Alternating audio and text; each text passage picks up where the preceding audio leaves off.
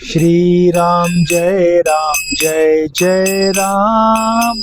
श्री राम जय जय राम। बोलिए श्री राम जय जय राम। श्री राम जय जय राम। श्री राम जय जय राम। श्री राम जय जय राम।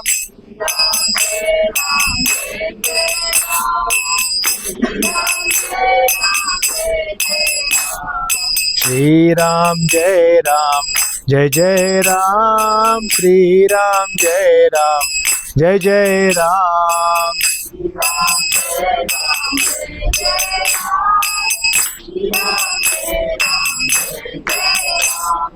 रघुपति राघव राजा राम। पतित पावन सीताराम।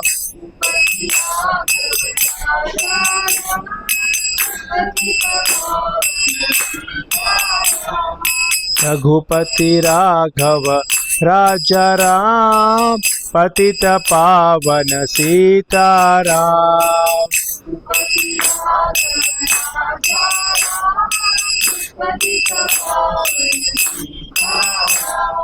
सीताराम सीताराम पतित पावन सीताराम।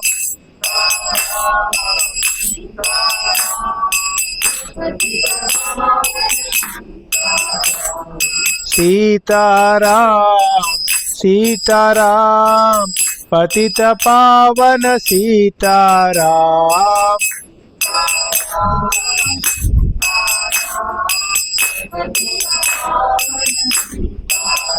बोलो श्री राम जय जय राम। श्री राम जय जय राम।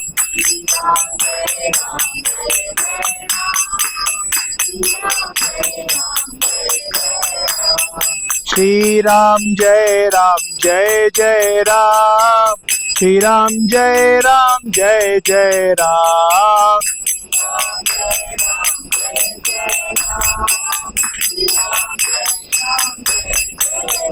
बोलो श्री राम जय जय राम। श्री राम जय जय राम।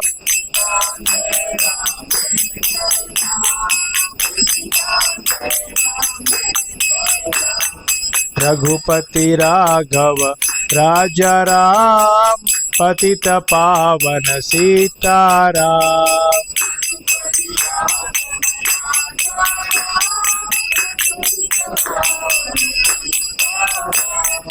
हरे कृष्णा कृष्णा कृष्णा हरे हरे।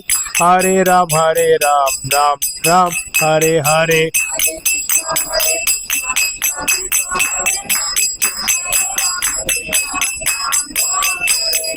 हरे कृष्णा कृष्णा कृष्णा हरे हरे। हरे राम राम राम हरे हरे।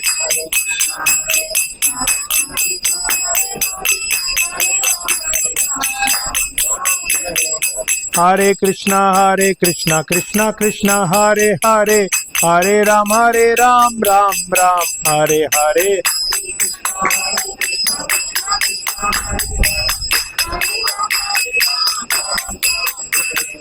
हरे कृष्णा कृष्णा कृष्णा हरे हरे।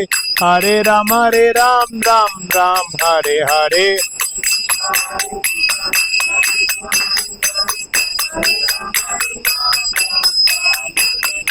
श्री राम जय जय राम। श्री राम जय जय राम।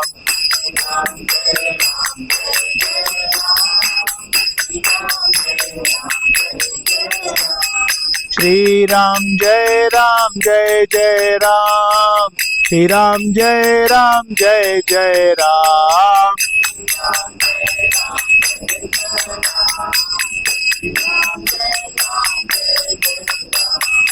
हरे कृष्णा कृष्णा कृष्णा हरे हरे।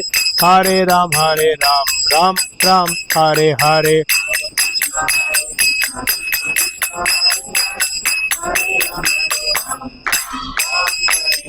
हरे कृष्णा कृष्णा कृष्णा हरे हरे, हरे राम राम राम हरे हरे।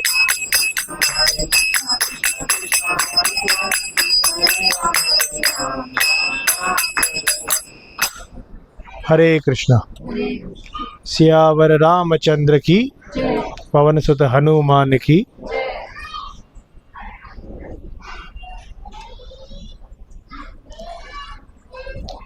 हम अभी मंगलाचरण पढ़ेंगे। सभी भगवान का और सभी संतों का और आचार्यों का आशीर्वाद लेंगे, उसके बाद हम कथा प्रारंभ करेंगे। ओम अज्ञानतिमिरान्धस्य ज्ञानाञ्जनशलाकया चक्षुरुन्मीलितं येन तस्मै श्रीगुरवे नमः। श्रीचैतन्यमनोभीष्टं स्थापितं येन भूतले स्वयं रूप कदा मह्यं ददाति स्वपदान्तिकं। वन्देऽहं श्रीगुरु श्रीयुतापदकमलं, श्रीगुरून् वैष्णवांश्च श्रीरूपं साग्रजातं सहगण रघुनाथान्वितं तं सजीवं साद्वैतं सावधूतं परिजनसहितं कृष्णचैतन्यदेवं श्रीराधा कृष्णपादान् सहगण ललिता श्रीविशाखान्वितांश्च नमो विष्णुपादाय कृष्णप्रेष्ठाय भूतले श्रीमते भक्तिवेदांत स्वामिनिति नामिने। नमस्ते सरस्वते देवे गौरवाणी प्रचारिणे निर्विशेष शून्यवादी पाश्चात्य देश तारिणे। नमो महावदन्याय कृष्णा प्रेमा प्रदायते कृष्णाय कृष्ण चैतन्य नामने गौरात्विसे नमः। हे कृष्णा करुणा सिंधु दीनबंधु जगत्पते गोपेशा गोपिका कांता राधा कांता नमोस्तुते। तप्त कांचन गौरांगी राधे वृंदावनेश्वरी वृषभानुसुते देवी प्रणमामि हरिप्रिये।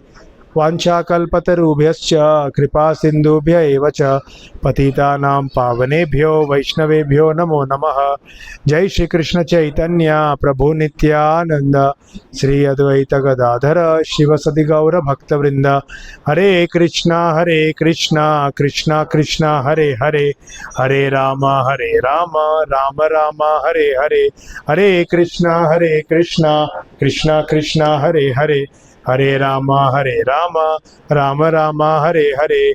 हरे कृष्णा कृष्णा कृष्णा हरे हरे, हरे राम राम राम हरे हरे। अब मेरे पास रिपीट कर सकते हैं। आपदामपहर्तारं दातारं सर्वसंपदां लोकाभिरामं श्रीरामं भूयो भूयो नमाम्यहम्। रामाय रामभद्राय रामचंद्राय वेधसे रघुनाथाय नाथाय सीताया पतये नमः। मनोजवं मारुततुल्यवेगं जितेन्द्रियं बुद्धिमतां वरिष्ठं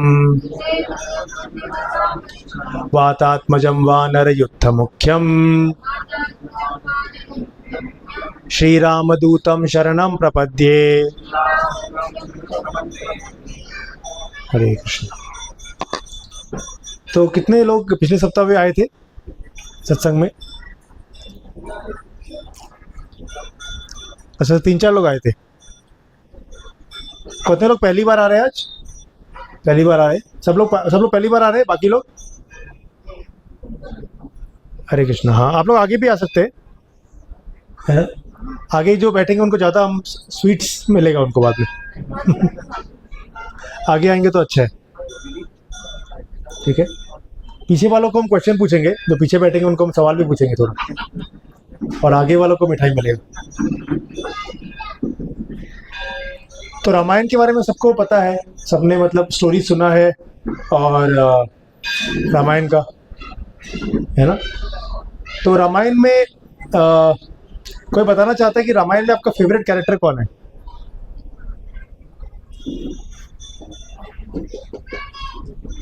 रामायण में आपको सबसे अच्छा कौन लगता है? कोई बताना चाहता है? हाथ उठा के बता सकता है कोई? आप बताओगे बेटा, आपका नाम क्या है? आप आपको रामायण में सबसे अच्छा कौन लगता है? श्री राम को सबसे अच्छा लगता है, क्यों? क्योंकि वो भगवान है। अच्छा, श्री राम को अच्छा लगता है क्योंकि वो भगवान है, बहुत अच्छा। और कोई, किसी का और कोई फेवरेट कैरेक्टर है रामायण में सबसे? हनुमान। माता जी का हनुमान है, क्यों? कि वो सेवा करते थे राम की। राम का सेवा किया उन्होंने, सेवक भाव उनको मिलता है। और कोई कैरेक्टर इन दोनों के को बहुत अच्छा लगता है? हाँ, भरत महाराज। हाँ बताइए, क्या आपको अच्छा लगता है भरत? त्याग किया, सैक्रिफाइस, त्याग हम उनसे देखते हैं। इन्होंने अयोध्या कांड के लास्ट में ना, मतलब तुलसीदास जी लिखते हैं कि आप राम का स्मरण मत करो, आपको अगर है ना सच्ची भक्ति चाहिए तो आप भरत का स्मरण करो। और भरत का जो भक्ति है वो हमको अयोध्या कांड में हम उसके बारे में पढ़ सकते हैं। और हम उसका अगर हम उसको स्मरण करें तो हम जा सकते हैं नंदीग्राम में, जहाँ भरत जी रहे थे। और चित्रकूट में एक और जगह पे भरतकूप, जहाँ पे है ना भरत जल लाए थे राम का राज्याभिषेक करने के लिए। तो वो जल जो है, राज्याभिषेक तो नहीं हुआ था उस टाइम जब राम को लेने आए थे वापस, तो वो जल को है ना भरतकूप में रखा, तो रखा है, अभी भी है वो। उससे स्नान करने से सब तीर्थों का आपको फल मिलता है। और किसी का फेवरेट कैरेक्टर? भरत हुआ, राम हुए और हनुमान जी। यस, इन तीनों को छोड़ के कौन सा है आपका? या इन तीनों में से भी हो सकता है, बताइए, बताओ सबसे अच्छा कौन लगता है आपको रामायण में? शत्रुघ्न, क्यों बताओ?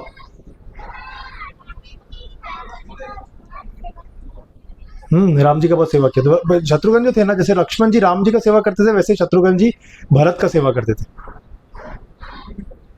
ओके, और किसी को शेयर करना है? एक जन और लेते हैं कि आपको सबसे अच्छा। हाँ हाँ बताइए, पीछे कोई चेयर पे जो बैठे वो भी बता सकते हैं कि आपको सबसे अच्छा कौन पसंद है रामायण में। अभी हम पूछेंगे कि बॉलीवुड में कौन पसंद है, बहुत लोग हाथ उठाएंगे। हाँ बताइए, कौन? लक्ष्मण, क्यों? ब्लाइंडली फॉलो किया और सब सैक्रिफाइस किया और चाहते थे लोग सब थे और वहाँ वो पहले से एंजॉय करते थे, बट वो गए उनके साथ फिर भी वनवास गए, तो उनका जो सैक्रिफाइस था बहुत बड़ा था, उनका सेवा भाव बहुत बड़ा था। तो लक्ष्मण का मतलब क्या है पता है? लक्ष्मण का मतलब है लक्ष्मी संपन्नम। कौन सा सेवा, कौन सा लक्ष्मी का संपन्न है? वो सेवा की लक्ष्मी से। तो उन्होंने ऐसा सेवा किया राम का, जब वो जा रहे थे ना अयोध्या से वनवास में, तो सुमित्रा ने बोला कि अरे तुम्हारे, अगर राम और सीता वन में जा रहे हो तो तुम्हारे अयोध्या में क्या काम है? तो अगर राम और सीता वन में जा रहे हैं, तुम्हारे अयोध्या में काम, जहाँ राम है वही तुम्हारी अयोध्या है, जहाँ राम और सीता है। और 14 साल उन्होंने ऐसा सेवा किया राम का, सिर्फ 14 साल नहीं, मतलब हमेशा पहले भी और बाद में भी, लेकिन सिर्फ 14 साल में उन्होंने ना खाया ना पिया ना सोया, और 14 साल तक वो राम जी का सेवा करते रहे कंटिन्यूसली हर जगह पर। तो रामायण में हम है ना, मतलब आपको बेसिक स्टोरी तो पता है, हम उसमें नहीं जाएंगे, लेकिन हम बहुत सारे और भी जो स्टोरीज़ है उससे क्या लेसन्स ले सकते हैं वो हम सीखने का प्रयास करेंगे और समझने का प्रयास करेंगे उससे। तो रामायण का एक पृष्ठभूमि है कि कितने लोगों ने ऋषि श्रृंग का नाम सुना है? ऋषि श्रृंग माता जी ने सुना है? अच्छा ठीक है। तो कितने लोगों ने सुना है कि दशरथ महाराज को पुत्र नहीं थे पहले? ठीक है, दशरथ महाराज की कितनी पत्नियां थी, किसी को पता है?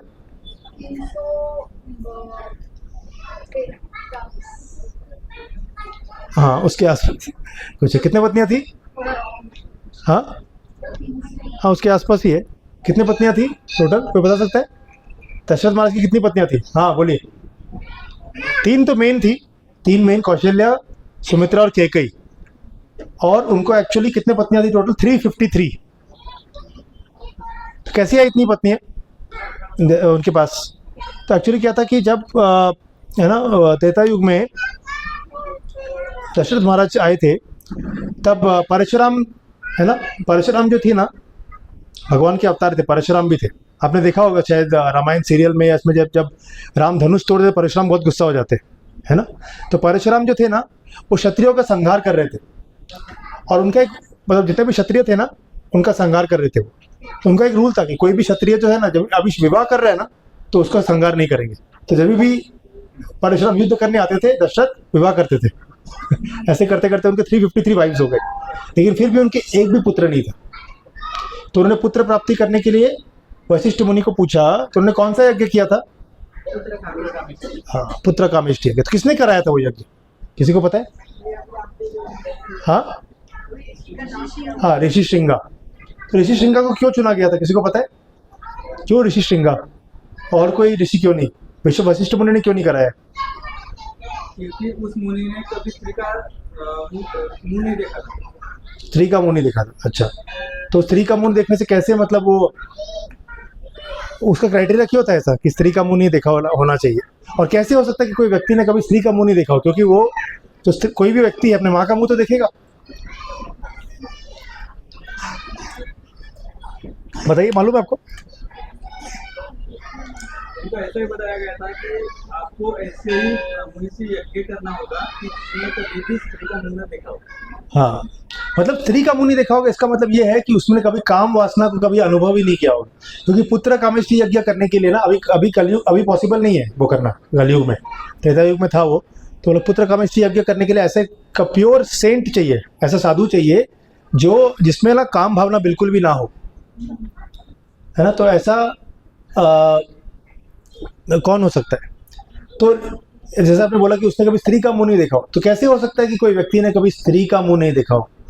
क्योंकि उसने कम से कम अपने माता को तो देखा होगा। तो कैसे पॉसिबल था ऋषि श्रृंगा के लिए, किसी को पता है? तो ऋषि श्रृंगा के जन्म की कहानी हम सुनते हैं, ठीक है। ये एक ऋषि मुनि थे, उसका नाम था विभांडक ऋषि थे। और विभांडक ऋषि ना तपस्या कर रहे थे, बहुत घोर तपस्या कर रहे थे। और जब भी कोई बहुत घोर तपस्या करता है तो कौन डर जाता है? हाँ, इंद्रदेव। तो इंद्रदेव डर गए कि अरे ये बहुत तपस्या कर रहे हैं, फिर ये ना मेरा गद्दी ले लेंगे। तो उन्होंने एक अप्सरा को भेजा उनको डिस्टर्ब करने के लिए। और विभांडक मुनि मतलब बहुत ही हाई लेवल के ऋषि थे, है ना। मतलब विश्वामित्र और इन सब ऋषियों से भी बहुत हाई लेवल के ऋषि थे। तो उनको डिस्टर्ब करना बहुत ही मुश्किल था। और वो सिर्फ मंत्रों से ही डिस्टर्ब हो सकते थे। कोई अच्छा मंत्र गाएगा ना तो ही डिस्टर्ब होते थे। तो अप्सरा ने जाके वहाँ पे मंत्र गाने लग गई। तो उन्होंने कहा कि देखो आपको क्या चाहिए, मेरे को बोलो। तो उसने बोला कि अप्सरा ने बोला कि मुझे आपसे एक पुत्र चाहिए। तो बोला नहीं, मैं तुमको पुत्र नहीं दे सकता हूँ, लेकिन मैं है ना, अगर तुमको चाहिए ब्रह्मा से, इंद्र से या कोई भी बड़े देवता से मैं तुमको पुत्र दिला सकता हूँ। तो बोला नहीं, मुझे आपसे ही पुत्र चाहिए। तो उन्होंने बोला कि ठीक है। उन्होंने अपना जो वीर्य था वो, है ना, उसको दे दिया। और वो अप्सरा जो थी ना वो सिर्फ उसको काम वासना में ललायत करने के लिए बोल रही थी। वो एक्चुअली वो पुत्र नहीं चाहती थी। और जब उन्होंने ऋषि ने ऐसा किया तो वो कंफ्यूज हो गए, क्योंकि अप्सरा ही किसी की माता नहीं होती, है ना। इसीलिए आपने देखा होगा महाभारत में भी ना, जब अर्जुन ने बोला उर्वशी को कि तुम मेरी माता हो, तो उर्वशी गुस्सा हो गए और अर्जुन को श्राप दे दिया। सुना आपने स्टोरी? और उसने श्राप दे दिया अर्जुन को। तो वैसे ही वो अप्सरा जो थी ना, तो वो जो वीर्य था वो उन्होंने एक डियर को खिला दिया। डियर, हिरन को खिला दिया। और वो हिरन ने फिर एक पुत्र को जन्म दिया जिसके सिंग भी थे, और उसका नाम था ऋषि श्रृंगा।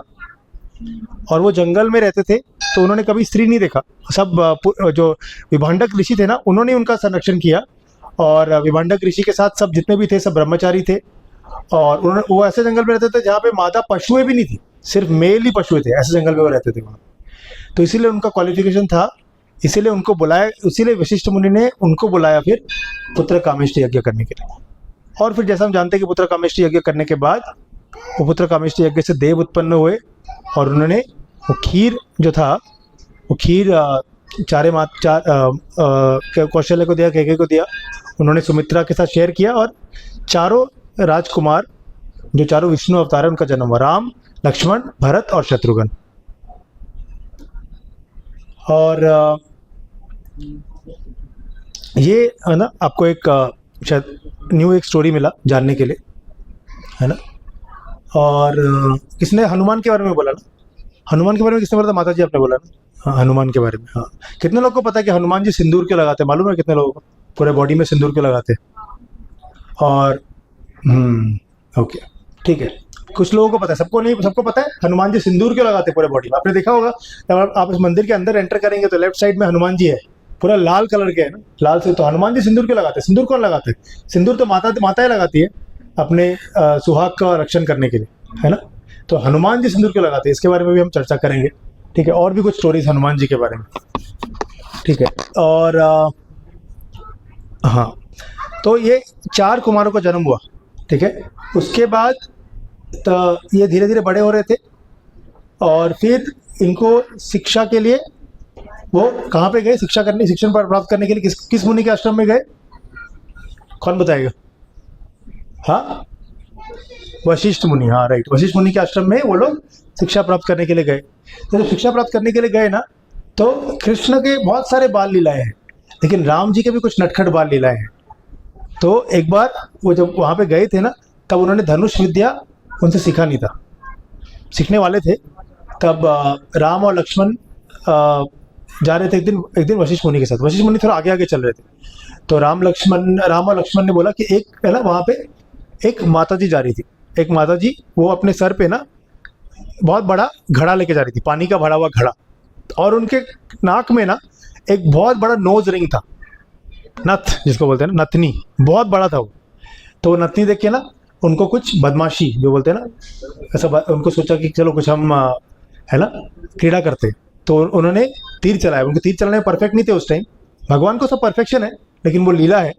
तो उन्होंने तीर चलाया ना कि चलो इसका ना ये जो रिंग है इसको छोटा कर देते हैं। तो ऐसा तीर चलाया, उसको चोट नहीं लगा, लेकिन वो जो उसका जो रिंग इतना बड़ा था नाक का, वो एकदम छोटा हो गया रिंग, और इतना छोटा हो गया कि उसका नाक दब गया, वो सांस ही नहीं ले पा रही थी, और उसके हाथ से घड़ा गिर गया, घड़ा टूट गया और वो सांस के लिए तड़पने लगी। तो फिर उन्हें तुरंत एक ये चलाया, वान चलाया, और फिर उसको नोज रिंग को बड़ा कर दिया वापस, लेकिन ऐसा बड़ा किया कि नोज रिंग उनके नाक से निकल गया और हवा में चला गया। फिर वापस उन्होंने एक राम जी ने फिर है ना, अरे बोला, फिर वो चला लगा, अरे मेरा नथनी चला गया, मेरे सोने का नथनी चला गया, इतना सुंदर था। तो है ना, फिर बोला अरे इतना चिल्लाएगी तो वशिष्ठ मुनि को पता चल जाएगा। लक्ष्मण ने बोला राम जी को। तो राम जी ने फिर से एक तीर चलाया और वो नोज रिंग को वापस उस माता जी के नाक में स्थित कर दिया, बिना उसको। और ये सारे प्रोसेस में ना बिना उनको कोई भी उनको चोट नहीं लगा, ऐसा करके। तो ये कुछ बाल लीलाएं हैं राम जी की ना, मतलब बहुत संक्षिप्त में बाल लीलाओं का वर्णन है। रामायण में है कुछ कुछ और पुराणों में भी है इसका वर्णन, है ना। और कितने लोग को लगता है कि सीता जो थी ना, ये क्वेश्चन मैं आपको पूछता हूँ कि राम जी ने, ठीक है, जो लोग अभी चेयर पे बैठे वो लोग बताइए, ठीक है, नीचे वालों ने बहुत लोगों ने बताया कि जनक जो थे ना, जनक किसके पिता थे? सीता माता, है ना। कोई गए जनकपुर? यहाँ पे अयोध्या गए सब लोग? सब लोग नहीं गए अयोध्या? अच्छा, तो आपको जरूर जाके आना चाहिए। अब तो रामलला का मंदिर भी स्थापित हो गया अयोध्या में। तो जो सीता माता, तो जनक जी ने क्या शर्त रखा था, क्या उनका कंडीशन था कि कौन सीता को शादी करेगा? क्या कंडीशन रखा था उन्होंने? कौन विवाह करेगा सीता जी से? हाँ नहीं, वो तो द्रौपदी का स्वयंवर है। हाँ, जो धनुष है ना, परशुराम जी का नहीं था धनुष, वो धनुष का नाम था पिनाक। किसका धनुष था वो? शिव जी का धनुष था, पिनाक। शिव जी को बोलते हैं हम पिनाक हस्ताय सनातनाय। पिनाक जो है शिव जी का धनुष है, वो पिनाक। तो वो जो धनुष था वो उठा के उसका प्रत्यंचा चढ़ाना था। क्यों शर्त रखा था ऐसा? क्यों ऐसा उन्होंने ऐसा कंडीशन रखा था? किसी को पता है? जो चेयर पे बैठे वो बताइए, किसी को पता है कि क्यों जनक महाराज ने ये कंडीशन क्यों रखा था कि सीता का विवाह उसी से होगा जो ये धनुष को उठा सकेगा? क्यों रखा था ये कंडीशन? कोई कारण तो हो, कोई कारण था उसका, या ऐसे? हाँ, सीता बालपन में वो धनुष के साथ खेलती थी धनुष के साथ। तो आपने जैसे बोला, हाँ, एक बार जब ना सीता माता कितने साल की थी जब उसने वो धनुष के साथ खेलती थी? पता है आपको? 6 साल की थी, 6 years। तो एक दिन वो खेल रही थी, एक दिन है ना, जनक महाराज और उनकी पत्नी सुलोचना वो दोनों जा रहे थे। उन्होंने देखा कि सीता माता और उनकी बाकी बहनें भी थी ना। सीता माता की 3 बहनों का नाम पता है किसी को? 3 बहनें जिनका शादी हुआ था लक्ष्मण, भरत और शत्रुघ्न से, उर्मिला, मांडवी और श्रुतकीर्ति। हाँ, तो वो लोग खेल रहे थे, तो खेलते खेलते ना सीता जी आगे चली गई और सीता जी को ना कुछ ऊंचे स्थान से कुछ उठाना था। तो जनक और वो जैसे सब है ना माता पिता दिखते हैं जो बच्चों के बालपन देख के खुश होते हैं, तो वो लोग भी उनका बाल लीला देख रहे थे। तो उन्होंने देखा सीता जी वो ऊपर से चढ़ के कुछ उठाने के लिए उन्होंने वो धनुष जो था ना, शिव धनुष वहाँ पे रखा हुआ था, तो शिव धनुष को उन्होंने एक हाथ से ऐसे उठाया और उससे वो चीज़ को ऐसे करके उठा निकाल लिया। तो वो देख के ना वो लोग कांप गए पूरा, और फिर उन्होंने ऐसा निर्णय किया कि अगर है ना अगर सीता को किसी को, क्योंकि वो जो धनुष था ना उसको उठाने के लिए एक साथ में कितने लोग चाहिए तो पता है आपको? 300 क्षत्रिय चाहिए। उसको उठा के थोड़ा दूर जाएंगे, फिर वो लोग थक जाएंगे, थोड़ा पानी पिएंगे, फिर उसके उठाएंगे, थोड़ा दूर जाएंगे, 300 क्षत्रिय चाहिए। तो बोला कि अगर इसको किसी से विवाह करना है तो ये धनुष को उसको उठाना ही चाहिए कम से कम, मिनिमम। अदरवाइज अगर उसने शादी किसी से कर दिया और सीता ने उसका आलिंगन किया तभी मर जाएगा वो, क्योंकि उसका इतना शक्ति है सीता का, है ना। तो ये स्टोरी था। तो ऐसे सीता का रावण ने कैसे हरण किया? क्योंकि रावण जो था, है ना, रावण जो था वो भी स्वयंवर में आया था और रावण वो धनुष को नहीं उठा सका था। तो कैसे रावण ने सीता का हरण किया फिर? बताइए, किसी को पता है? हाँ, किसी को मालूम है?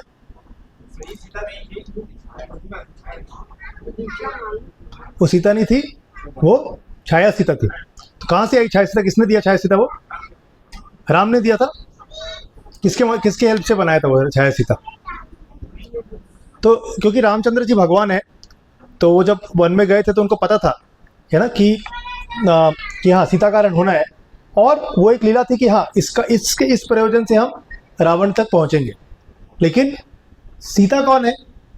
सीता जो है भगवान की अंतरंगा शक्ति है, और उसको स्पर्श करना असंभव है किसी के लिए, किसी भी पर पुरुष के लिए, मलिन दृष्टि वाले के लिए असंभव है उसको स्पर्श करना, इम्पॉसिबल है। तो वो लीला होने के पहले ही राम जी ने जो उनकी भार्या सीता थी वो अग्निदेव को दे दिया। तो अग्निदेव से छाया सीता या माया सीता बोल सकते हैं, या छाया सीता, वो अग्निदेव ने उनको दिया था। और वो छाया सीता कौन थी? वो छाया सीता कहाँ से आई थी पता है किसी को? तो वो छाया सीता जो थी ना, वो पहले जन्म में एक देवी थी, उसका नाम था वेदवती। सुना आपने उसकी स्टोरी? वेदवती। तो वेदवती तपस्या कर रही थी, उसका ये था, प्रयोजन था कि मेरे को सिर्फ विष्णु से ही विवाह करना है। तो वो तपस्या कर रही थी जंगल में, खूब घोर तपस्या कर रही थी जंगल में। तो वहाँ पे कौन आके तपस्या कर रही थी? तो कौन आया उसको डिस्टर्ब करने? किसी को पता है कौन आया वेदवती को डिस्टर्ब करने? रावण। और रावण ने उसको स्पर्श किया और बोला कि चलो मेरे साथ। तो उसका तपस्या भंग हो गया, और रावण उसको उसके बालों से पकड़ के ले जाना चाहता था। तभी है ना वेदवती ने अपने हाथों से अपने बालों को काट दिया, और उसने बोला कि तुमने मेरे को स्पर्श किया है, अभी ये शरीर मैं श्री राम को अर्पण नहीं कर सकती, मैं विष्णु को, भगवान को अर्पण नहीं कर सकती हूँ। और मैं तुमको श्राप देती हूँ कि तुम कोई भी स्त्री को उसके बिना, उसके मर्जी के बिना आप उसको स्पर्श करोगे तो आपकी मृत्यु हो जाएगी। उसको श्राप भी दिया, और फिर वेदवती ने अग्नि में प्रवेश कर लिया। ठीक है, तो वही वेदवती छाया सीता बन के आई थी वापस, है ना। और रावण ने किसका हरण किया? छाया सीता का हरण किया था।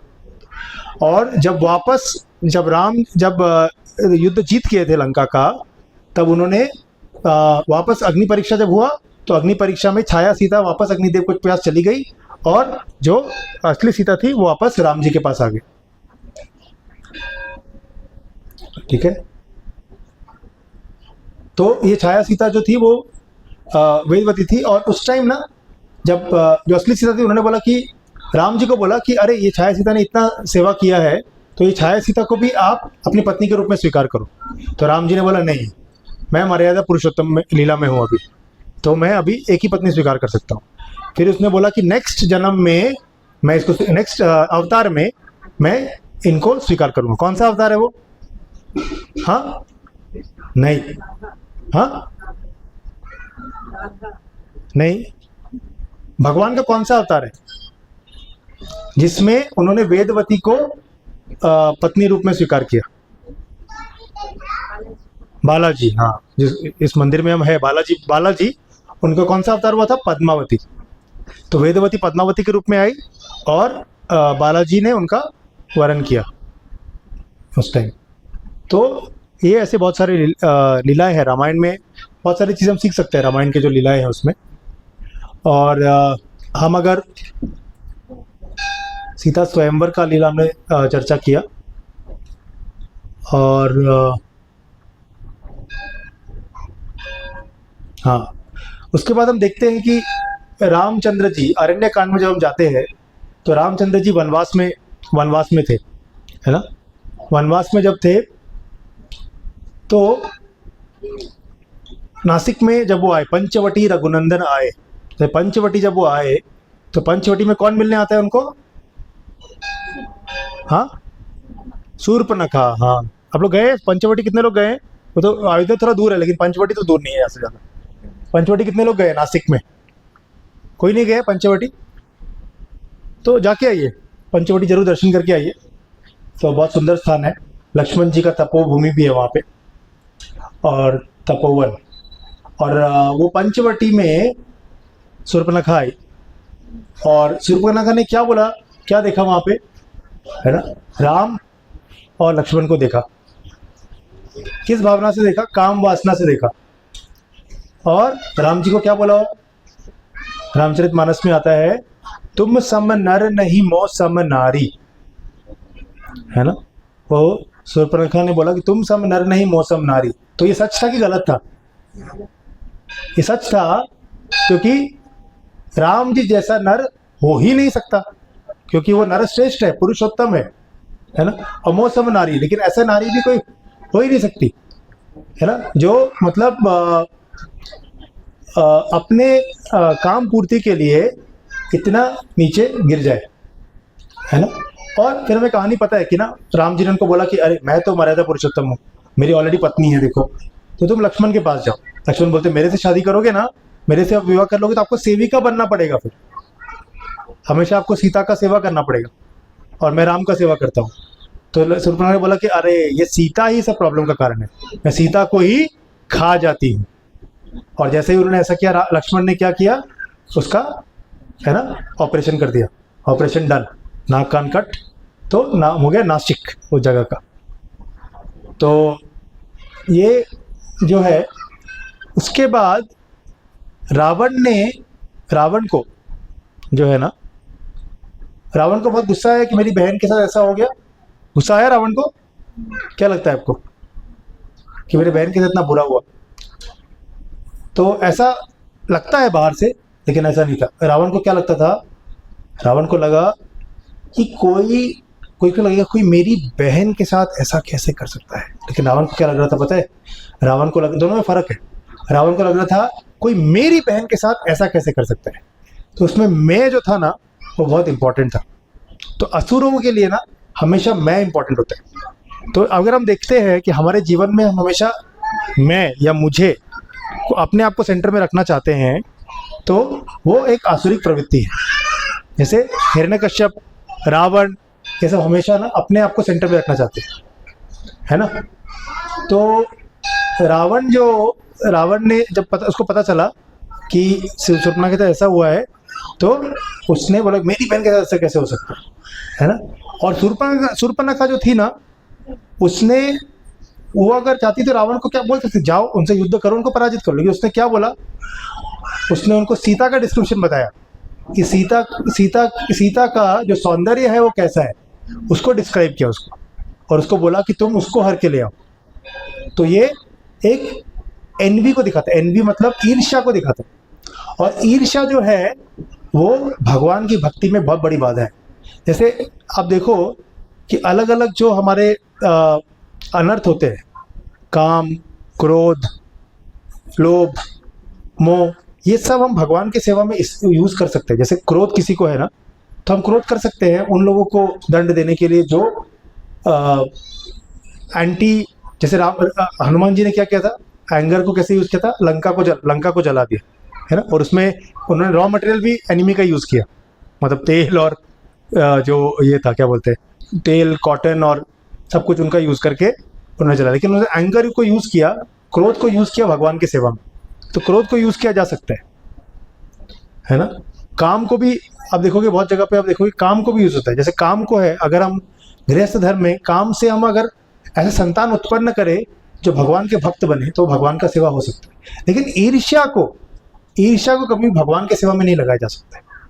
ईर्ष्या को तो हटाना ही पड़ता है, उसको डिलीट करना होगा, नहीं तो हम कभी भी हम भगवान के पास समक्ष नहीं जा सकते, भगवान को प्रसन्न नहीं कर सकते।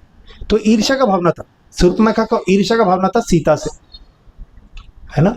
और इस भावना से क्या हुआ कि उसने पूरा जो, अगर आप देखोगे तो उसने पूरा ये जो रामायण में रावण का था मैं सेंटर और उसका था। और इनफैक्ट अगर आप रामायण ठीक से और डिटेल में जाओगे ना तो शूर्पणखा का पति था, वो पति का नाम मैं भूल गया, विदुरमाली ना ऐसा कुछ, विदुरमाली था शायद उसका नाम। तो उसको किसने मारा था पता है आपको? रावण नहीं मारा था, अपने बहन के पति को ही उसने मार दिया था रावण, है ना। तो ऐसा आपको लगेगा कि नहीं, रावण अपने बहन से बहुत प्रेम करता था, उसका रक्षा करना चाहता था, लेकिन ऐसा नहीं था।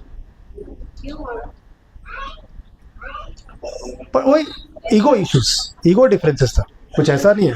जैसे ईरान और इजराइल क्यों झगड़ा कर रहे हैं? ईगो इश्यूज है ना, वो ईगो इश्यूज है। जिस कारण युद्ध हुआ था, युद्ध किया था कि न्यूक्लियर वेपन नहीं बनाना चाहिए, अभी वो इशू तो है ही नहीं। अभी तो ये है कि वो स्टेट ऑफ हॉर्मुज को खोलो, है ना, जैसा भी करके। तो इशू कुछ नहीं है, इशू ईगो है, बाकी सब सिम्टम्स है और रीजंस है, मतलब है ना, वो एक्सक्यूजेस दे रहे हैं। इशू क्या है? ईगो, मैं बड़ा हूँ, है ना, ये प्रूव करने के लिए। लेकिन हमको ये समझना है कि इस संसार में हाँ सबसे बड़ा भगवान है, और ईशावास्यम इदम सर्वम यत् किंचित जगताम जगत, की जो मतलब सब कुछ है भगवान की प्रॉपर्टी है, और हमको वही लेना चाहिए जो हमारे लिए निर्धारित है। हम अपने से ज़्यादा अगर लेना चाहेंगे तो फिर वो गड़बड़ होगा। जैसे दुर्योधन है ना, उसको कितने ऑप्शन दिए गए, है ना, इतने ऑप्शन तो मतलब एग्जाम में स्टूडेंट्स को भी नहीं मिलते, कितने ऑप्शन दिए गए उसको ना, कि आप ठीक है हस्तिनापुर नहीं दिया, ठीक है इंद्रप्रस्थ आधा दे दो, इंद्रप्रस्थ नहीं तो 5 गांव दे दो कम से कम, तो वो भी वो रेडी नहीं हुआ, तो अल्टीमेटली उसका डिस्ट्रक्शन हुआ। रावण को भी कितने लोगों ने समझाया, है ना, उसके भाई कुंभकर्ण ने भी समझाया, विभीषण ने समझाया, कुंभकर्ण ने समझाया, लेकिन वो सुनने को तैयार नहीं था। राइट, आप सबको अच्छा लग रहा है, समझ में आ रहा है स्टोरीज? तो हमको ईर्ष्या जो है ना बच के रहना चाहिए। ईर्ष्या जो है ना वो हमको कभी भी मतलब वो कभी भी हमारा हित नहीं कर सकते। और कंपैरिजन, ईर्ष्या का क्या होता है? कंपेयर करना, है ना। हमको ये समझना है कि हर व्यक्ति अलग अलग, ऐसे नहीं कि मैं अगर कथा दे रहा हूँ तो वो हो रहा है, जो भगवान के सब सेवा जो है ना एक ही समान है। कोई भगवान का बर्तन धो रहा है, कोई चेयर लगा रहा है, कोई माइक लगा रहा है, कोई गाड़ी में सबको लेके आ रहा है ना, अरेंजमेंट कर रहा है, मंदिर का व्यवस्था साफ सफाई देख रहा है, सब अलग अलग लेवल पे भगवान की सेवा कर रहे हैं। तो ये भी हम रामायण में देखते हैं कि जब आपने सुना होगा कि जब राम ने सेतु बनाया था, कितने लोग रामेश्वरम गए यहाँ पे? रामेश्वरम गए, ओके, 2-3 लोग ही गए। आप लोग को जरूर है ना दर्शन करना चाहिए, क्योंकि हम बहुत लोनावाला में घूमने का कुछ नहीं है ज़्यादा आप, लेकिन नासिक जाएंगे तो आपको बहुत रामेश्वरम इतना सुंदर है। धनुषकोडी आप देखेंगे ना, ब्लू पानी है पूरा वहाँ पे, इतना सुंदर है धनुषकोडी। आप गए या टीवी में देखिए धनुषकोडी? तो हाँ, तो वहाँ पे जो सेतु बनाया है ना, सेतु बनाया था राम ने, उस सेतु पे हनुमान जी ना बड़े बड़े पत्थर उठा के वहाँ पे डाल रहे थे, और एक गिलहरी थी वो छोटे छोटे ना ऐसे उठा के वहाँ पे रख रही थी। हनुमान जी हटो मेरा से, हटो। तो राम जी ने उनको बोला कि नहीं, जितना तुम अपने कैपेसिटी से तुम सेवा कर रहे हो वो अपने कैपेसिटी से कर रहे हो, दोनों ही मेरे लिए प्रिय है। तो भगवान हमारी कैपेसिटी जानते हैं, तो हमारे कैपेसिटी से हमको बेस्ट करना है या उससे थोड़ा सा ज़्यादा करने का प्रयास करना है ना। हम सब गृहस्थ धर्म में बहुत सारी जिम्मेदारी रहती है, तो उसमें ही हम भगवान का स्मरण कर सकते हैं। कैसे? हम भगवान का नाम ले सकते हैं, जैसे हम ये जप करते हैं, सब लोग हाथ उठाइए, हरे कृष्णा कृष्णा कृष्णा हरे हरे, हरे रामा राम रामा हरे हरे। तो ये मंत्र है, ये कलयुग का तारक मंत्र है, इसमें कृष्ण नाम है, राम नाम है। तो इस मंत्र को हम रोज जप कर सकते हैं, 1 माला 2 माला 5-10 मिनट भगवान के लिए निकाल सकते हैं, शुरू कर सकते हैं। मे भी हम गिलहरी की तरह, हनुमान नहीं बन सकते तो गिलहरी की तरह हम शुरुआत कर सकते हैं। तो ये एक एग्जाम्पल है ये समझने के। और रामायण में हम बहुत सारी चीज़ सीखते हैं कि सेवा कितना इंपॉर्टेंट है। जैसे हमने लक्ष्मण जी का एग्जाम्पल तो हमने चर्चा किया, लेकिन उसके अलावा भी हम देखिए कि जब ये हो गया है ना, शूर्पणखा ने जब ये रावण को ये डिस्क्रिप्शन सुना दिया तो रावण के मन में क्या आ गया, काम वासना आ गई। पता नहीं शूर्पणखा को कितना, वो शूर्पणखा का जो क्या बोलते हैं रिवेंज है ना, बदला लेना चाहता था, वो नहीं पता, लेकिन उसके मन में सीता को लाने का विचार बैठ गया था। तो ये काम वासना बहुत डेंजरस है ना। हमने अजामिल के स्टोरी में भी हम पढ़ते हैं, तो काम वासना जो है पूरा हमें डिस्ट्रॉय करते हैं। काम वासना वही है जो हमारा, काम वासना मतलब यही है कि जो सिर्फ काम वासना मतलब पर पुरुष या पर से आकर्षण नहीं है। काम वासना मतलब जो हमारे कोटा का नहीं है वो चीज़ को लेने का प्रयास करना, वो चीज़ को लेने का प्रयास करना। जैसे भागवत गीता में बताया था कि 6 तरह के लोगों को मार देना चाहिए, उसमें से एक वो भी है जो दूसरे की पत्नी का हरण करता है, इमीडिएटली उसको आप मार सकते हैं, किल। वो एक पाप में एग्रेसर बोला जाता है उसको, इंग्लिश में, हिंदी में पता नहीं क्या वर्ड है उसका, एग्रेसर, उसको तुरंत मार सकते हैं। ठीक है, तो रावण ने ये मन बना लिया, तो ये काम कितना डेंजरस था। और भगवत गीता में बताता है कि काम जो है ना वो क्रोध को जन्म देता है। कैसे? काम अगर पूरा नहीं होगा, हमको ये चाहिए चाहिए, एकदम मन बना लिया चाहिए। जैसे ना छोटे बच्चे, नहीं मुझे ये ट्रॉफी चाहिए, पेंसिल चाहिए, उसको नहीं मिला तो गुस्सा हो जाते हैं फिर वो। तो काम फिर क्रोध को जन्म देता है ना, काम क्रोध को जन्म देता है। तो हमें काम में मन नहीं लगाना, हमें राम में मन लगाना है। ये अगर हम राम में मन लगाएंगे तो काम धीरे धीरे कम होते जाएगा, है ना। और सबसे अच्छा जो है काम में मन लगाने, राम में मन लगाने का है राम का नाम। जैसे आप अगर भगवान के नाम में, ऐसे बहुत लोगों को लगता है कि मेरा काम नहीं हो रहा है, ये नहीं, आप भगवान के नाम में तो भगवान आपके काम में, आप भगवान के नाम में तो भगवान आपके काम में, लेकिन आप अपने काम में तो भगवान भी अपने धाम में। तो आपको भगवान का नाम से भगवान को स्मरण कर सकते हैं। और कलयुग में बहुत इजी है, मतलब जैसे पहले ऋषि मुनि जंगल में जाके तपस्या करते थे, अभी वो संभव नहीं है। बड़े बड़े मूर्ति, जैसे मंदिर में ये बड़ी बड़ी जो है विग्रह स्थापन करके उनको वर्शिप किया जाता है, उनको पूजा किया जाता है, लेकिन घर पे ये करना थोड़ा मुश्किल है।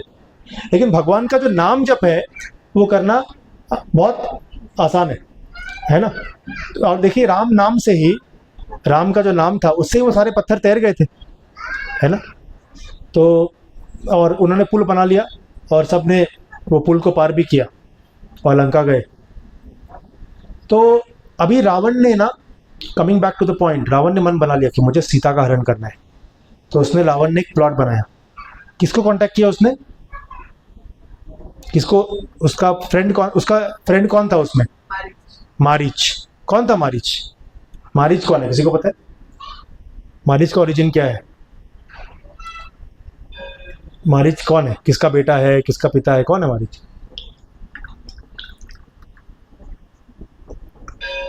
तो राम जी ने एक है ना, एक अपने, हम लोग सब बोलते हैं ना लेडीज फर्स्ट, है ना।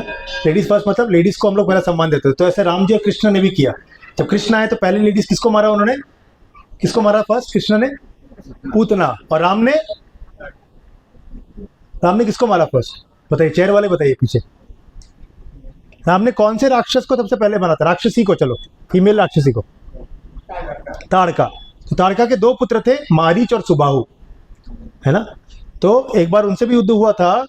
तो राम जी ने मतलब जब बाण चलाया ना, तो उनको सुबाहु का दी एंड हो गया, और मारीच को उन्होंने 1000 मील समुद्र के अंदर ढकेल दिया था। तो मारीच को, जब रावण मारीच के पास गया ना, तो उसने बोला कि आप राम से पंगा मत लो, क्योंकि उसको पता, उसने राम को एक्सपीरियंस किया था कि क्या राम का प्रवेश है ना, राम से पंगा। बोला है वो तो है ना बनवासी है, 2 छोटे बनवासी से मैं है ना डरने की कोई ज़रूरत नहीं है। आप है ना, बोला, मारीच ने बोला कि तुम मेरे साथ चलो। तो मारीच रेडी नहीं हो रहा था, तो बोला तुमको अगर जीना है या मरना है। तो मारीच ने क्या बोला, सोचा कि ठीक है मरना तो है ही, इस रावण के हाथ से मरने से अच्छा है कि मैं राम के हाथों मरूं। मारीच ने ऐसा सोचा, और रावण ने उसको क्या बोला कि तुमको ना एक मृग, सोने का मृग बनना होगा, और सोने का मृग बन के तुमको जो पंचवटी में पर्ण कुटी में राम सीता रहते हैं, वहाँ पे तुमको भ्रमण करना होगा। तो रावण ने बोला, मारीच एग्री कर लिया उसके लिए, ठीक है। और फिर हम जानते हैं ये कहानी, सीता हरण की कहानी, कि जब सीता ने मृग को देखा, लेकिन इससे हम बहुत सारी चीज़ें सीख सकते हैं इस कहानी से। सीता ने जब मृग को देखा, है ना, तो लक्ष्मण थे वहाँ पे, राम भी थे उस समय। राम कौन है? भगवान है। लक्ष्मण किसका प्रतिनिधित्व करते हैं पता है किसी? शेषनाग या गुरु का प्रतिनिधित्व करते हैं। जितने भी गुरु तत्व आते हैं ना, गुरु, वो लक्ष्मण से आते हैं। लक्ष्मण जी गुरु का प्रतिनिधित्व करते हैं, ठीक है। अब इस स्टोरी को देखते हैं पूरा। हमको स्टोरी तो पता है, सबको पता है सीताराम का कहानी। तो राम जी, मैं आपको शॉर्ट में बताता हूँ कि मृग को सीता देखती है, सीता बोलती है कि अरे ये मृग बहुत सुंदर है, मुझे चाहिए। तो राम जी जो है ना, वो कौन है? भगवान है। उन्होंने बोला कि सीता, ये मृग सही नहीं लग रहा है मुझे, लेकिन सीता ने बोला कि नहीं मुझे ये चाहिए, क्योंकि राम को पता है इस सृष्टि ऐसा बनाया नहीं है मैंने ऐसा मृग जो है, स्वर्ण का मृग बनाया नहीं है मैंने कभी, ये जरूर कुछ माया है। लेकिन सीता ने बोला नहीं मुझे ये चाहिए, है ना। तो अगर आप देखें इसमें, तो राम जी प्रतिनिधित्व कर रहे हैं भगवान का, और सीता प्रतिनिधित्व किसका कर रहे हैं? जीवात्मा का। हम जैसे सब जीवात्मा है। तो भगवान बोलते हैं ये आपके लिए सही नहीं है, ये काम मत करो। हम क्या बोलते? नहीं मुझे ये चाहिए ही चाहिए, आई वॉन्ट, मुझे ये चाहिए। तो फिर भगवान कैसे? जैसे हम बच्चों को बोलते हैं अरे ये मत करो, उसमें ना सॉकेट के अंदर हाथ मत डालो, हमको गैस के पास नहीं जाना है। नहीं, मेरी बेटी उसको मैं बोलते रहता हूँ ऐसा, मत हाथ इधर मत डालो, उधर मत डालो, ऐसा कर। लेकिन कभी कभी उनका मन होता है कि नहीं आज एक बार एक्सपेरिमेंट कर लेते हैं। हाँ पापा नहीं है शायद, या बोल रहे तो भी एक्सपेरिमेंट करते हैं, उसको जिद करते हैं। तो फिर भगवान बोलते ठीक है, इतना बोल रहे तो राम जी जाते उस मृग को लाने के लिए, है ना, मृग को लाने के लिए, उसको मृग का शिकार करने के लिए जाते। बोले नहीं मुझे मृग चाहिए। बोले इसको ले आएंगे ना, इसका हम बहुत अच्छा सा ना ये बनाएंगे, मैट बनाएंगे और इस पर हम बैठेंगे, है ना, ऐसा करके। तो सीता एक जीवात्मा का प्रतिनिधि कर रही है। और जब भगवान, है ना, अभी देखिए भगवान हमारे जीवन में हर जगह पे हमको लगता है कि हम शायद नहीं है, तो इसलिए कौन रहता है हमारे को गाइड करने के लिए? गुरु रहता है। तो राम ने क्या बोला? ठीक है तुम है ना लक्ष्मण के संरक्षण में रहना, ठीक है। तो लक्ष्मण को बोला कि लक्ष्मण तुम इधर ही रहना और मैं जाता हूँ सीता का इच्छा पूरा करने के लिए। तो राम जी जाते हैं उधर, और फिर जो मारीच रहता है उस पर वाण चलाते हैं राम मृग के ऊपर। तो मृग मारीच किसका आवाज निकालता है? राम का। वो बोलता सीते सीते। तो फिर सीता को आवाज सुनता है, तो जो जीवात्मा फिर भ्रमित हो जाती है। वो बोला अरे राम को कुछ हो गया, राम को कुछ हो गया, जाओ लक्ष्मण तुम जाओ। तो बोला नहीं राम को कुछ नहीं हो सकता है। तो गुरु उनको बोल रहे हैं राम को कुछ नहीं हो सकता है, ये राम की आवाज नहीं है, ये जरूर यहाँ पे कुछ गड़बड़ है। तो सीता, अभी क्या होता है जिसका बुद्धि मोह से भ्रष्ट हो जाता है, ठीक है।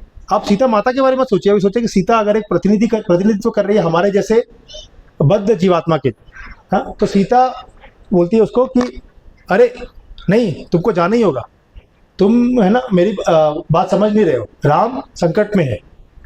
और इतना भी आता है रामायण में कि सीता उनको बोलती है कि अरे तुम शायद इसी वक्त का इसी समय का इंतजार कर रहे थे, इसी समय की प्रतीक्षा कर रहे थे जब राम जी को कुछ हो जाए और तुम मेरा भोग कर सको, इसीलिए तुम नहीं जा रहे हो।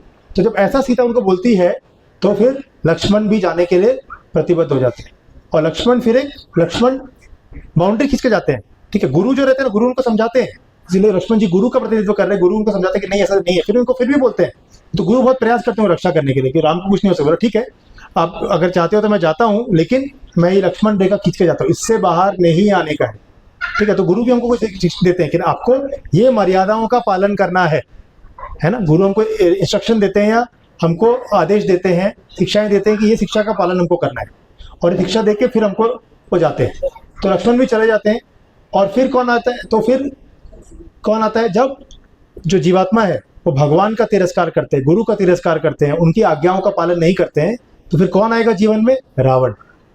तो फिर रावण आता है वहां पे, और रावण जब आता है तो रावण भी आने के उनके रक्षा, अगर वो लक्ष्मण रेखा से बाहर नहीं जाते तो होता, लेकिन वो भ्रमित हो जाते हैं। क्योंकि क्या होता है जब हम अपराध करते हैं भगवान के प्रति, गुरु के प्रति, वैष्णवों के प्रति, तो बुद्धि हमारे साथ नहीं देता है, और फिर क्या होता है कि वो भ्रमित हो जाते हैं। रावण को बोलता है कि अरे भिक्षा देना है तो बाहर आओ, मैं अंदर नहीं आऊंगा, तुम बाहर आओ।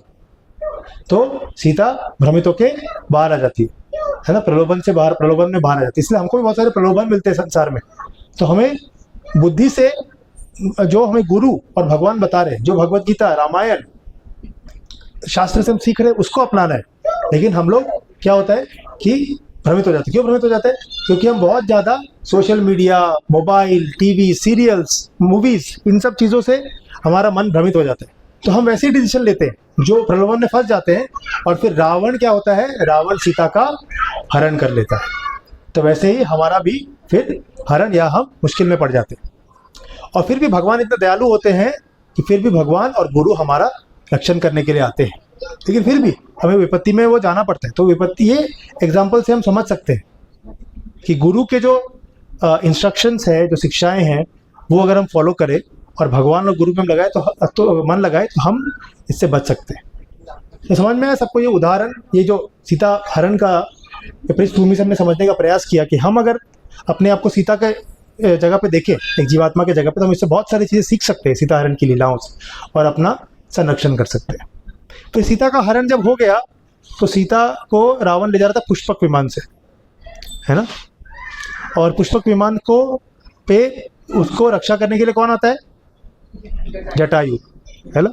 लेकिन जटायु जो था वो रावण उसको मार देता है ना। रावण उसको मार देता है। और फिर आप देखिए कि इधर मारीच को रावण ने मार दिया, राम ने मार दिया, ठीक है। और उधर जटायु जो राम का सेवा कर रहा था, उसको रावण ने मार दिया, जो सीता को करने गया था। तो कौन श्रेष्ठ हुआ, जटायु या मारीच? क्योंकि मारीच को तो भगवान जिसको मारते हैं उसको तो मोक्ष मिल जाता है, लेकिन जटायु को तो रावण ने मारा था। तो कौन श्रेष्ठ हुआ, जटायु या मारीच? हाँ, मारीच है। क्या लगता है आपको, मारीच है जटायु? जटायु। तो भगवान को सबसे इंपॉर्टेंट क्या है कि भगवान का सेवा करना इंपॉर्टेंट है। हाँ, मारीच को भी कुछ सुकृति मिला होगा, कुछ बेनिफिट मिला होगा कि राम के हाथों उन्होंने वो कर, लेकिन सबसे इंपॉर्टेंट क्या, सेवा भाव, भगवान के प्रति सेवा भाव जो है वो बहुत ही इंपॉर्टेंट है। और उसके बाद जटायु को राम जी के गोदी में जटायु ने अपना अंतिम श्वास लिया, और राम जी ने उसका पिंडदान, श्राद्ध वगैरह सब राम जी ने किया जटायु का। तो है ना, हम इसमें ये भी सीखते हैं ना कि सेवा जो है, सर्विस, सेवा भाव जो है वो सबसे इम्पोर्टेंट है। इस कहानी से हम ये भी सीख सकते हैं। जो ये जो कहानी आती है रामायण की। फिर जब आगे आपने सुना होगा बहुत सारे कहानियाँ, सुंदरकांड।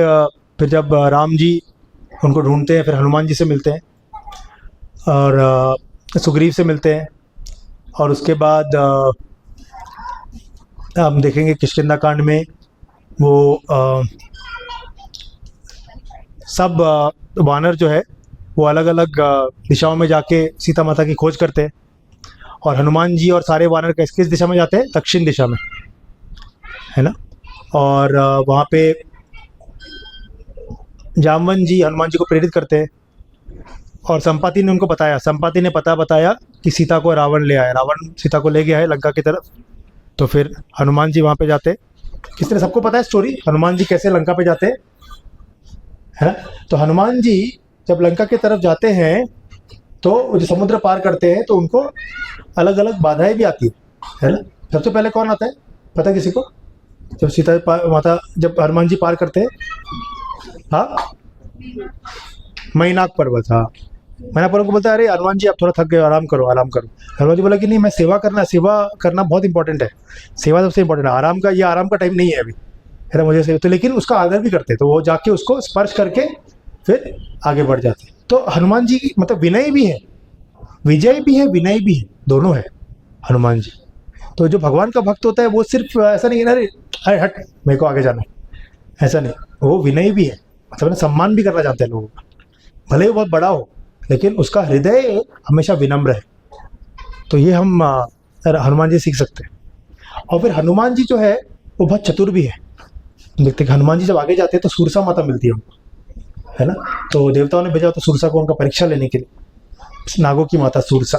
तो सुरसा बोलते कि आप आगे नहीं जा सकते हो, मेरे को ब्रह्मा जी का वरदान है, जो भी यहाँ से आगे जाएगा मेरे मुंह के अंदर से होके जाएगा, ठीक है। तो हनुमान जी ने अपना आकार बड़ा किया और सुरसा माता ने भी अपना मुंह का आकार बड़ा किया। हनुमान जी ने 30 योजन किया, सुरसा ने 50 योजन किया। हनुमान जी ने 70 योजन किया, सूरसा ने 80 योजन किया। सूरसा ने तो और बड़ा कर लिया, 100 योजन, हनुमान जी ने भी और बड़ा कर लिया। फिर अचानक से हनुमान जी एकदम छोटे हो गए मच्छर की तरह और दौड़ के सूरसा के मुंह के अंदर गए और बाहर निकल के वापस आ गए और बोला माता प्रणाम, आपका जो वरदान था ब्रह्मा जी ने दिया वो पूर्ण हो गया, है ना। तो इसको इससे हनुमान जी बहुत चतुर भी थे, है ना। हम लोग गाते हैं ना हनुमान चालीसा में। फिर आगे जब उनको सिमिका नाम की एक राक्षसी ने क्या पकड़ लिया हनुमान जी का, छाया को पकड़ लिया हनुमान जी का। हनुमान जी उड़ नहीं पा रहे थे, तब उन्होंने देखा कि छाया पकड़ लिया। इसका मतलब क्या दिखाता है ये कि हम दूसरों में हमेशा जो छाया पकड़ना है, मतलब किसी के बुराइयों को देखना है हमेशा। तो हर व्यक्ति में अच्छाई और बुराई होती है, ठीक है, हमारे अंदर भी है, उसके अंदर भी है। लेकिन हम जब दूसरों में बुराई देखते हैं ना, तो वो हमारी ही अच्छाई हमको दिख रही होती है उसमें, कि हमारी बुराइयाँ क्या है, हमारी वीकनेसेस क्या है, वही हमको उसके अंदर दिख रही होती है। तो हमें कोशिश करना चाहिए, प्रयास ये करना चाहिए कि हम दूसरे के अंदर क्या देखें, दूसरे के अंदर हम उनके अच्छे गुण देखें, प्रयास करें। तो हनुमान जी ने फिर सिमिका जो पानी के अंदर थी, सिमिका के शरीर में प्रवेश किया और सिमिका के शरीर को फाड़ डाला और फिर आगे गए तो उनको पहुंच गए लंका के समुद्र से पार किया, लंका के तट पे पहुंचे। लंकिनी के पास लंकिनी मिली उनको और लंकिनी को स्त्री थी वो, तो उन्होंने सोचा कि चलो इसको अब मैं ना उनको रिक्वेस्ट करके अंदर चले जाते हैं, लेकिन वो मानी नहीं और उन्होंने हनुमान जी को मारा। तो हनुमान जी ने मतलब आधे पावर से, है ना, एकदम आधे पावर से धीरे से उसको मारा तो लंकिनी तुरंत गिर गया। और लंकिनी ने बोला कि मुझे अब याद आ गया कि ब्रह्मा जी ने मुझे कहा था कि जिस दिन है ना एक वानर मुझे आके मारेगा, उस दिन से लंका का विनाश शुरू हो जाएगा। तो उसने वानर को अंदर जाने दिया। और फिर हम जानते हैं कि कैसे हनुमान जी ने रावण की लंका में रावण को राम जी का मैसेज दिया, सीता माता को मैसेज दिया, राम का जो मुद्रिका उनको दिया, सीता से चूड़ामणि लिया और सीता को ऑफर भी दिया कि आप मेरे साथ चलो, लेकिन सीता ने बोला कि नहीं, मेरे को राम जी लेने आएंगे। और फिर हनुमान जी वापस आके सब मैसेज देते हैं और फिर ये बहुत बड़ा एक युद्ध जो होता है, युद्ध होता है, उनको लेके आते हैं और पूरा सेतु बनाते हैं और युद्ध होता है। उसमें बहुत सारे राक्षस और फिर अंततगत्वा रावण, मेघनाथ, कुंभकर्ण, ये सबको राम जी मारते हैं और फिर सीता को लेके वापस लंका की तरफ प्रस्थान करते हैं, तो अयोध्या की तरफ प्रस्थान करते हैं। और अयोध्या जाते तो उनके साथ सब वानर सेना भी जाते हैं, जितने भी वानर जो है सब वानर जाते हैं और पुष्पक विमान से। और सारे वानर, सिर्फ वानर ही नहीं, उनके सारे, है ना, जितने भी ये रहते हैं, क्या कहते हैं आपके वानर की पत्नी, वो सब भी जाते हैं। और आप देखिए कि राम जी जो थे ना, उन्होंने पूरा युद्ध लड़ा और लंका को जीत लिया, लेकिन राजा किसको बनाया लंका का? विभीषण को बनाया। तो बिल्कुल आसक्त नहीं थे भगवान, है ना। इनफैक्ट रावण को, उन्होंने विभीषण को लंका का राजा कब बनाया था? युद्ध के बाद या युद्ध के पहले? पहले, जब, है ना, विभीषण उनका शरण लेने आए थे, तभी उन्होंने विभीषण का राज्याभिषेक कर दिया, है ना। तो राम जी मतलब उनका उदार जो है ना, राम चरित्र को अगर हम समझेंगे तो उदार, जो इतने उदार थे ना, वो उनको मतलब एक मर्यादा पुरुषोत्तम की कैटेगरी में हम उनको समझ सकते हैं, भगवान को। और फिर जब वापस जाते हैं तो मैंने आपको जैसे बोला था हनुमान जी का, तो हनुमान जी का हमने ये स्टोरी सुना। और हनुमान जी जब लंका में थे ना, तो उन्होंने मतलब सीता जी को ढूंढने के लिए भी ना राम नाम का सहारा लिया। उन्हें राम जी का पोएम सुनाया सीता जी को, तभी सीता जी उनकी तरफ अट्रैक्ट हुई, क्योंकि उनको लगता था कि पता नहीं कोई राक्षस आके उनको भ्रमित कर रहा है। लेकिन जब उन्होंने राम का जो गुणगान किया, तब उनको ये, सीता जी को ये विश्वास हुआ कि ये रामदूत है। और हनुमान जी ना बहुत दृढ़ भी थे। हनुमान जी ना रावण के जब इसमें गए, महल में गए, उन्होंने देखा बहुत सारी अलग अलग सुंदर सुंदर रानियाँ थी, लेकिन हनुमान जी अपने ब्रह्मचर्य व्रत से कभी भी भ्रमित नहीं हुए, क्योंकि उनके पास राम नाम की शक्ति थी। हमेशा वो राम नाम है। तो हम भी अगर राम नाम का शक्ति लेंगे, राम नाम से हमें शक्ति मिलेगी, तो हम भी संसार के जितने भी भ्रामिक चीज़ें हैं उनसे भ्रमित नहीं होंगे। और हनुमान जी का भक्ति जो है ना, बहुत ही अगाढ़ है। मतलब हनुमान जी जो है, सिंप्लिसिटी जिसको बोलते हैं, सरलता बहुत ही इंपॉर्टेंट है। अगर हमें भक्ति में आगे बढ़ना है तो सरलता होना बहुत ज़रूरी है। तो एक बार जब अयोध्या में जब राम जी का राज्याभिषेक हो गया तो उसके बाद ना एक दिन हनुमान जी सीता माता के पास गए, तो उन्होंने देखा कि सीता माता ना सिंदूर लगा रही थी। तो उन्होंने पूछा कि माता आप ये क्या लगा रहे हो सर पे लाल लाल? तो बोला इसको सिंदूर कहते हैं। तो बोला अच्छा, तो बोला क्यों लगाते हैं आप ये? तो बोला ये लगाते हैं, बोला इससे ना शुभ होता है, इससे ना प्रभु रामचंद्र जी जो है उनकी, मेरे पति जो है मेरे श्री रामचंद्र जी, उनकी आयु बढ़ती है, उनका मंगल होता है। तो उन्होंने बोला अच्छा, बोला हाँ, और उनको वो बहुत प्रसन्न भी होते हैं। तो बोला अच्छा ठीक है। तो हनुमान जी ने ये सुना और फिर हनुमान जी कुछ देर बाद वो गए और उन्होंने उस सिंदूर को, उनको लगा कि एक चुटकी सिंदूर लगाने से अगर प्रभु का ये बन सकता है। बोला कि हाँ, और सीता माता ने बोला कि इससे ना मेरा और प्रभु का जो है संबंध भी बहुत घनिष्ठ होता है। तो बोला कि एक चुटकी से इतना हो सकता है तो मैं पूरे शरीर पे लगा लेता हूँ। हाँ, तो लाल देह लाली दसे अरधर लाल लंगूर, वज्र देह दानव दलन जय जय जय कपिसूर।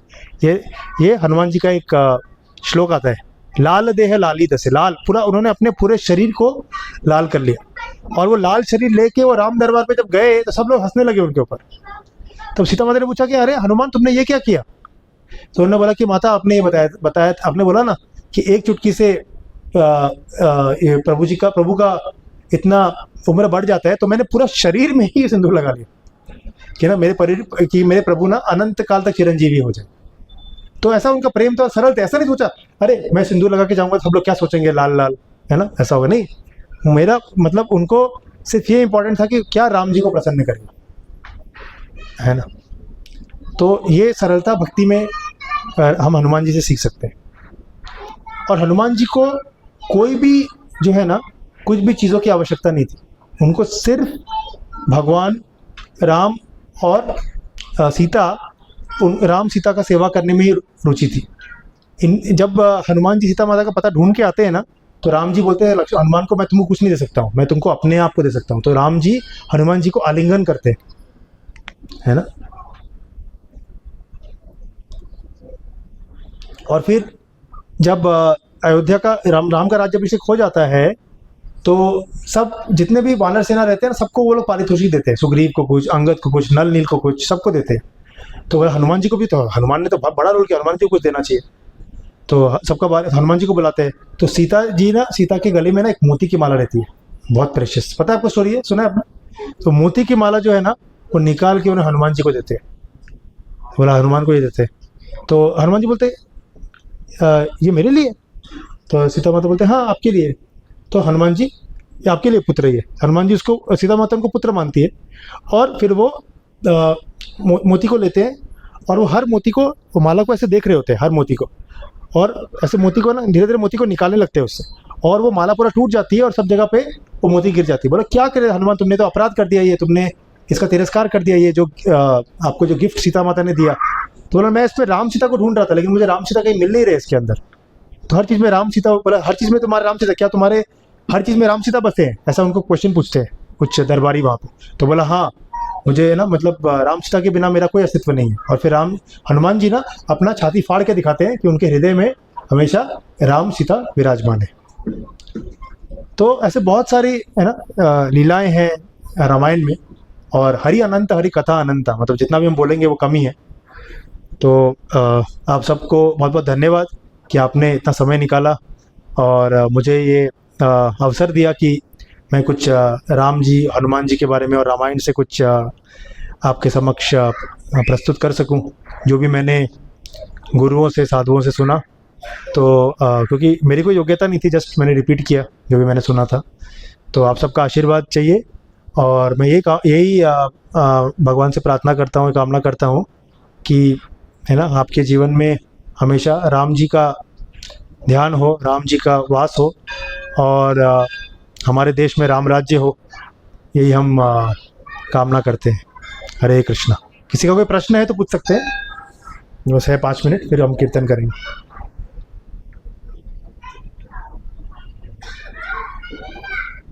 हाँ बोलिए। फिर रामायण के ऊपर कुछ नहीं लिखा है, राम फिर से रेस्पेक्ट क्यों थे, उसको तो पता था ये माया सीता है, फिर रेस्पेक्ट क्यों थे, उन्हें इतना सब चीजें क्या है, क्या रावण से जाके फिर लेके आए तो छाया सीता ही दिया माया सीता ही कितना वो डिस्ट्रिक्ट लिया दो लोग सीता को कौन लेके आया कुछ लोग पूछ रहे थे कहाँ गई सीता मेरी तो वो बहुत मीठी रिलेशनशिप भी थे तो ऐसे ओके, तो बहुत अच्छा क्वेश्चन है उनका। क्वेश्चन ये है कि जब रावण माया सीता को ले गया तो राम जो थे ना वो इतने व्यथित क्यों थे, वो क्यों मतलब सीता को इतना ढूंढ रहे थे, इतना बड़ा युद्ध क्यों किया, रावण को ऐसा क्यों किया, रावण को क्यों मारा, ये सब क्यों किया, है ना, आपका ये क्वेश्चन है। तो आप अगर अयोध्या कांड में वापस जाएंगे, ठीक है, इसका डिटेल में समझने का प्रयास करते हैं। अयोध्या कांड में वापस जाएंगे तो रामचंद्र जी का क्या होने वाला था, राज्याभिषेक। इसमें और एक लेसन भी है, वो भी आपको सुन देखते हैं हम कि ना राम राज्याभिषेक है ना, जैसे मतलब किसी को इंडिया का प्राइम मिनिस्टर बना दिया गया है और अगले दिन उसको फिर क्या बोल दिया गया कि आपको कहाँ जाना है, वन में जाना है। तो राम जी को तो राज्याभिषेक दिया गया था, लेकिन सारे देवताओं ने आके, देवता जो थे ना उन्होंने आके मंथरा से कहा कि अगर राम जी राजा बन गए तो उनका अवतार लेने का प्रयोजन, भगवान जो अवतार लेते हैं, परित्राणाय साधुनाम विनाशाय च दुष्कृताम धर्म संस्थापनार्थाय संभवामि युगे युगे। तो भगवान क्यों आते हैं कि उनका पर्पस होता है, हर इनकारनेशन का एक पर्पस होता है। तो उनका राम जी का मेन उद्देश्य था कि रावण का विनाश करने का, है ना। तो आपको पता है कि क्यों राम ही रावण का विनाश कर सकते थे, मालूम है आप ये स्टोरी? क्योंकि रावण ने ना तपस्या किया था ब्रह्मा जी का, और रावण ने तपस्या करके क्या वरदान मांगा था, आपको पता है, ब्रह्मा जी से? हाँ बताइए। नहीं, अमर नहीं दे सकते आप, ब्रह्मा जी खुद ही अमर नहीं। ब्रह्मा जी ने बोला कि सृष्टि का जो नियम है ना, वो हम बदल नहीं सकते। जो प्राणी जन्म लेता है वो मरता ही है। यथांश जीर्णानि यथा विहाय जनाति गृणाति नरो पराणि। जो भी मतलब जैसे हम ड्रेस बदलते हैं रोज, वैसे ही शरीर बदलना होगा, ये प्रकृति का नियम है। तो ये वरदान नहीं दिया था उसको। रावण को क्या वरदान दिया था? रावण ने बोला कि मुझे अमर होना है। कुंभकर्ण, मेघनाथ ने भी बोला, इंद्रजीत ने, मुझे अमर होना है। हिरण्यकशिपु ने बोला कि मुझे अमर होना है। तो ब्रह्मा जी ने बोला कि नहीं, मैं भी अमर नहीं, मेरा भी एक अवधि है। ब्रह्मा जी का जो जीवन काल रहता है बहुत बड़ा होता है, 311 ट्रिलियन 41 बिलियन ईयर्स, उसका कैलकुलेशन भगवत गीता में आता है। इतना बड़ा है, लेकिन है एक अवधि है, उसके बाद उसका लाइफ स्पैन एंड हो जाता है। तो उन्होंने बोला कि मैं तुमको अमरत्व का वरदान नहीं दे सकता हूँ, है ना, तो कुछ और मांगो।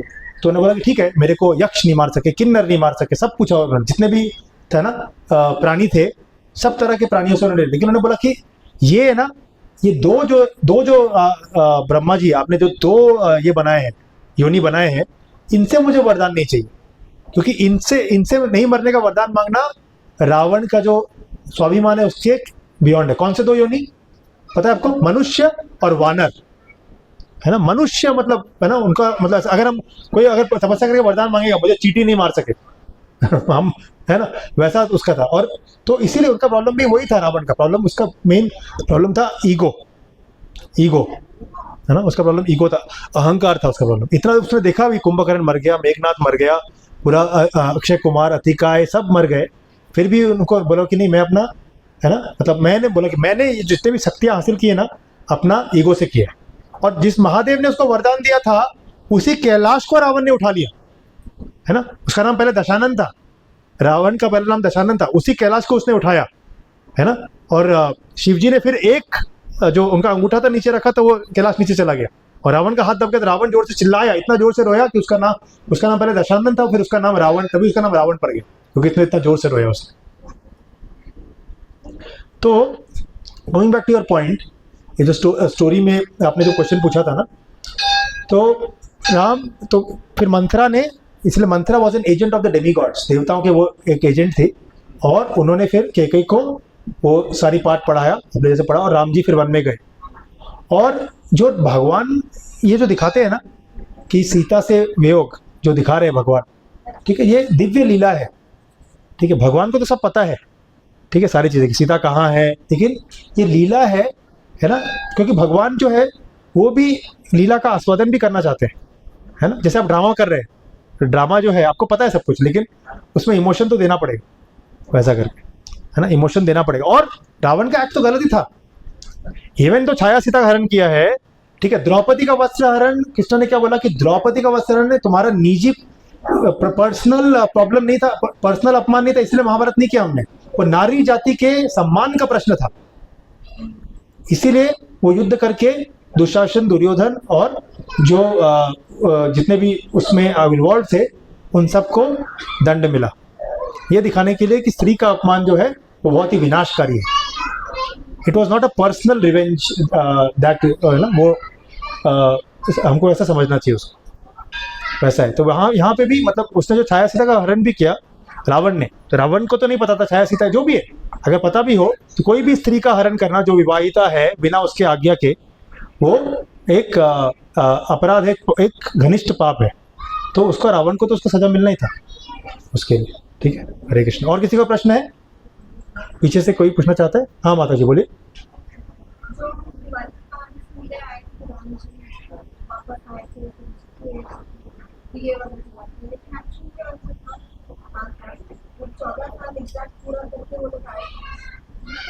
दशहरा और दिवाली के बीच में तो 14 दिन का या 15 दिन का होता है, तो वो उसी वक्त वापस आ रहे थे क्योंकि भारत में जान दे दिवाली। तो दशहरा और दिवाली में 20 डेज का गैप होता है। एक्चुअली उस 20 डेज के बीच में भी कुछ कुछ चीज़ें हुआ था ना, मतलब जब दशहरा, जब रावण मरा उसके बाद रावण का अंतिम संस्कार हुआ। राम जब विभीषण को बोला अंतिम संस्कार करने के लिए सीता को वहाँ पे लिया, फिर उसके बाद सब वानर सेना वहाँ पे गए, है ना। उन्होंने पहले हनुमान को भेज दिया कि हनुमान जाओ चेक करो कि ना, भरत को बोलो कि चेक करो कि ना, बोलो सही में चाहते, भरत सही में चाहता है कि मैं आऊँ। तो ये सारी चीज़ें ना बीच के अंतराल में हुई थी। तो 14 ईयर्स के बाद ही वो राम जी वापस आए थे। हरे कृष्ण।